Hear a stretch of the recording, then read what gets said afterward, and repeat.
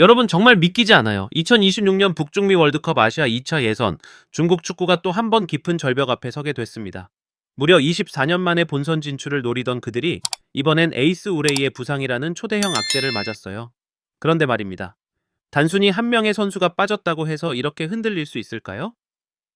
지금 중국 대표팀은 전술도 조직력도 리더십도 무너져 있는 상황입니다. 우레이는 작년 무릎 부상 후 복귀했지만 또다시 재발로 인해 소집 해제, 45분 이상을 소화하기 어려운 몸 상태라는 게 공식 발표입니다. 이제 중국은 남은 경기에서 승리하지 못하면 월드컵은 물 건너가요. 그런데 문제는 대체할 선수가 없다는 겁니다. 중국 축구의 구조적 문제, 전술적 난맥, 감독의 리더십 부재, 이 모든 게 어우러져 이번에도 실패할 수밖에 없는 이유를 보여주고 있습니다. 오늘 김준석 해설위원이 이 모든 문제를 정확하게, 냉정하게 파헤쳐 드리겠습니다. 절대 채널 돌리지 마세요. 지금부터 시작합니다. 여러분 드디어 그날이 다가옵니다. 2024년 6월 5일 중국 축구에겐 사실상 운명의 날입니다. 이번 경기에서 인도네시아를 이기지 못하면 월드컵 본선 진출은 거의 물 건너가게 됩니다. 그런데 충격적인 소식이 터졌습니다. 중국 축구 역사상 최고의 공격수, 중국에서 유일하게 라리가까지 진출했던 스타 플레이어 우레이가 대표팀에서 전격 제외된 겁니다. 사유는 바로 무릎 부상 재발. 작년 큰 부상 이후 어렵게 복귀했지만 최근 훈련 중 다시 통증이 나타났고 소속팀 상하이 하이강의 협조하에 세 차례 재활을 진행한 뒤 의료진으로부터 고강도 훈련 불가 판정을 받았습니다. 결국 45분도 소화할 수 없는 상태라는 진단과 함께 대표팀에서 빠져 상하이로 복귀한 것이죠. 자, 여기서 우리는 단순히 한 명의 선수가 빠졌다는 뉴스에서 멈춰선 안 됩니다. 핵심은 바로 이것입니다. 중국에는 우레이를 대체할 수 있는 선수가 없다. 여러분, 그동안 중국 축구는 늘 우레이 중심 전술에 기대왔습니다. 패스를 받아 마무리할 수 있는 결정적인 공격 옵션, 상대 수비를 한순간에 무너뜨릴 수 있는 침투력과 위치 선정 능력, 그리고 큰 경기에서도 자신 있게 슈팅을 시도하는 정신력까지 이 모든 걸 갖춘 선수가 바로 우레이였습니다. 그런데 그가 빠지면 대체 누구에게 공을 맡길 수 있을까요?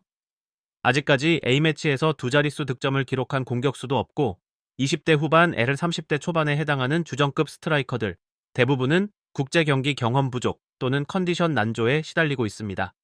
물론 젊은 선수들 중에 가능성 있는 자원들도 있습니다. 하지만 문제는 그들을 대표팀에 올려 기용할 용기조차 없는 상황이라는 겁니다.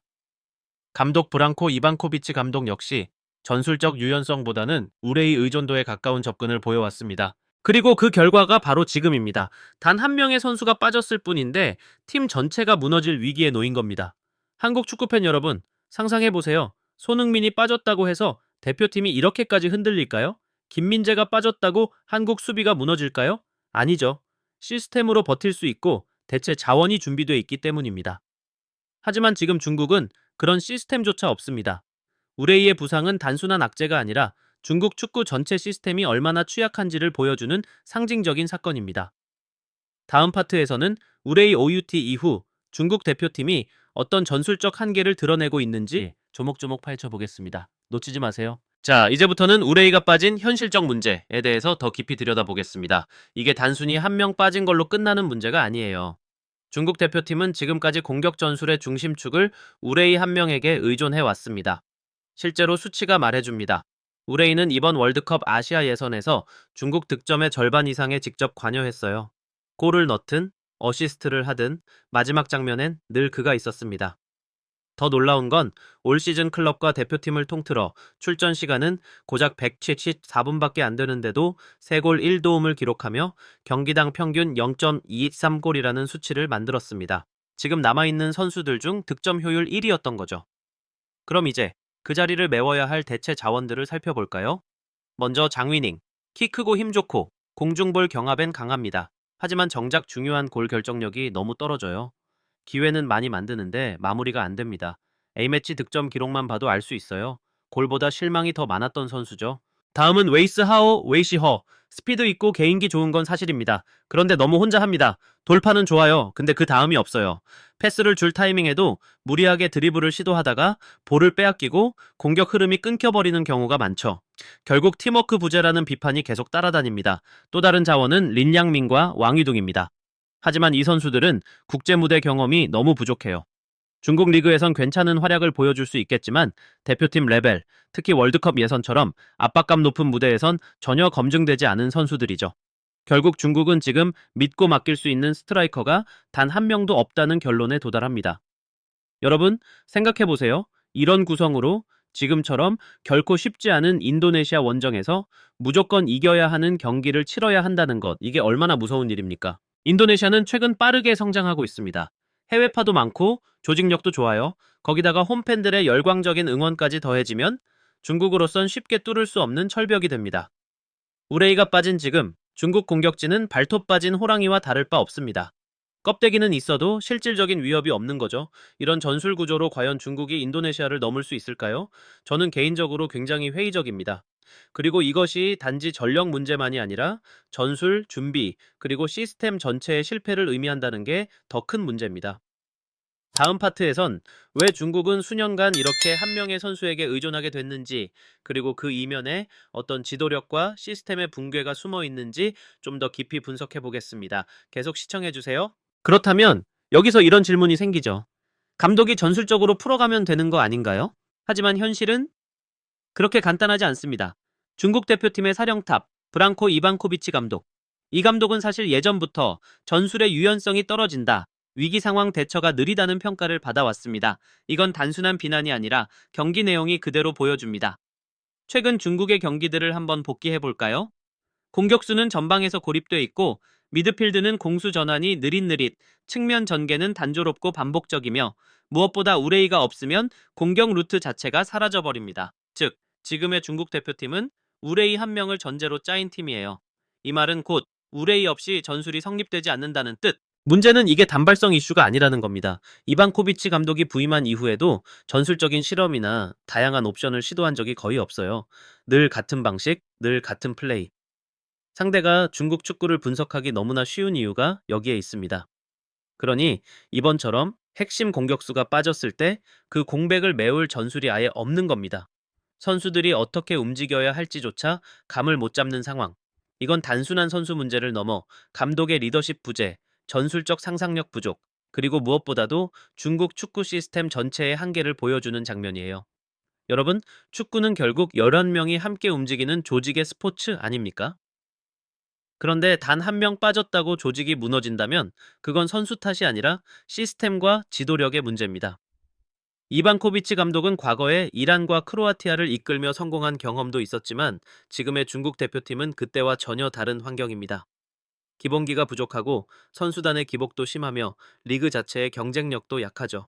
이런 상황에서 더욱 절실한 게 바로 감독의 창의적인 전술 설계와 선수단 관리 능력인데, 이반코비치는 지금까지 그 역할을 전혀 해내지 못하고 있다는 것이 중국 언론과 팬들의 공통된 평가입니다. 결국 우레이 한 명 빠졌다고 무너지는 중국 축구.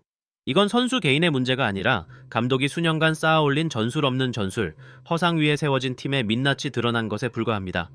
이 상태로 6월 5일 인도네시아전을 치른다? 정말로 승리를 기대하는 건 기적을 바라는 것과 다를 바 없습니다. 다음 파트에서는 이런 위기 상황에서도 중국 축구협회는 왜 아무 대응도 하지 않는지, 그리고 이반코비치 감독 경질설의 진실은 무엇인지 좀 더 심층적으로 짚어보겠습니다. 계속 지켜봐 주세요. 자, 이쯤에서 우리는 반드시 짚고 넘어가야 할 부분이 있습니다. 바로 한국 축구는 뭐가 다르냐는 거죠. 정말 다릅니다, 여러분. 완전히 본질적으로 다른 시스템을 갖고 있습니다. 예를 들어볼게요. 손흥민 선수가 부상으로 빠진다? 걱정할 필요 없습니다. 이강인, 조규성, 황희찬, 누가 나와도 전술은 그대로 돌아갑니다. 김민재 선수가 빠진다? 그럼 정승현, 권경원, 박지수가 그 자리를 대신합니다. 물론 100%는 아니겠지만 팀이 무너지는 일은 절대 없습니다. 왜일까요? 그 이유는 간단해요. 한국 축구는 한 명의 선수에 의존하는 구조가 아니기 때문입니다. 모든 선수들이 하나의 전술 체계 안에서 훈련받고 준비되어 있기 때문이에요. 실제로 지난 아시안컵 기억하시죠? 일부 주전 선수들이 빠진 상황에서도 이용, 백승호, 김진수, 엄원상 같은 비교적 덜 주목받던 선수들이 투입됐지만 전술 자체는 무너지지 않았습니다. 이게 바로 시스템의 힘입니다. 한두 명의 스타 플레이어가 빠져도 조직력과 준비된 전술로 팀 전체가 흔들리지 않는 것. 이건 하루 이틀 만든 게 아닙니다. 유소년부터 연령별 대표팀, 프로팀까지 체계적인 교육과 전술 훈련의 결과인 거죠. 여러분, 이게 바로 한국 축구의 저력입니다. 위기 상황에서도 흔들리지 않는 기본기, 누가 빠져도 팀이 돌아가는 짜임새. 이건 단순한 기량이 아니라 축구를 대하는 자세의 차이, 시스템에 대한 투자와 신뢰의 결과입니다. 중국처럼 한 선수가 빠졌다고 팀 전체가 붕괴되는 그런 구조가 아니라 누구든 들어가서 자기 역할을 해내는 팀. 바로 그게 우리 대한민국 축구의 자랑입니다. 자랑스럽지 않으신가요? 그리고 이런 시스템을 만든 것은 감독만의 힘이 아닙니다. KFA, K리그, 지도자들, 선수들, 팬들까지 모두가 함께 만들어낸 자산입니다. 우리는 지금도 성장하고 있습니다. 앞으로도 더 강해질 수 있다는 걸 우리 스스로 증명하고 있는 중이에요. 자, 다음 파트에서는 이런 시스템의 차이가 실제 경기 결과에 어떤 영향을 주는지, 그리고 6월 5일 중국이 어떤 위기에 처했는지 마지막으로 총정리해드리겠습니다. 계속 함께 해주세요. 자, 이제 다시 현실로 돌아와 봅시다. 중국 대표팀의 현재 상황은 어떨까요? 현재 중국은 조 3위, 6월 5일 인도네시아와의 운명의 원정 경기에서 무조건 이겨야만 월드컵 아시아 최종 예선 진출의 가능성이 살아납니다. 하지만 정말 괜찮을까요? 우선 에이스 우레이가 없습니다. 이건 단순한 한 명의 부상이 아닙니다. 공격 시스템 전체가 붕괴된다는 뜻입니다. 그리고 그를 대체할 자원도 없습니다. 장위닝, 웨이스하오, 린양밍, 왕위둥 모두 확신을 주지 못하는 카드들이죠. 전술은요? 브랑코 이방코비치 감독, 여전히 새로운 전략 없이 과거의 틀에만 머물러 있습니다. 결국 남은 건 무엇입니까? 조직력도 전술도 에이스도 없는 상태. 이런 상태에서 인도네시아 원정에서 반드시 이겨야 한다? 현실적으로 중국 축구는 지금 벼랑 끝에 서 있습니다. 한 발만 잘못 디뎌도 월드컵의 문은 완전히 닫힐 수 있습니다. 정리하자면 에이스 아웃 대체자 없음 전술 없음 조직력 붕괴 이 네 가지가 동시에 일어난다는 건 사실상 끝났다는 이야기나 다름없습니다. 이제 중국 축구가 선택할 수 있는 건 기적이거나 아니면 실패뿐입니다. 여러분, 이번 2026년 월드컵 아시아 예선에서 중국이 또 한 번 무너진다면 그건 단순한 운이 아니라 축구 시스템의 실패, 리더십의 부재, 전술 준비 부족의 결과입니다. 반면 한국은 흔들림 없이 나아가고 있습니다. 세대 교체, 시스템, 조직력 모든 면에서 아시아 최정상의 자리를 지키고 있죠. 이 순간 다시 한번 느낍니다. 한국 축구는 아시아 최고입니다. 지금까지 김준석 해설위원이었습니다. 구독, 좋아요, 알림 설정 잊지 마시고요. 다음 영상에서 뵙겠습니다.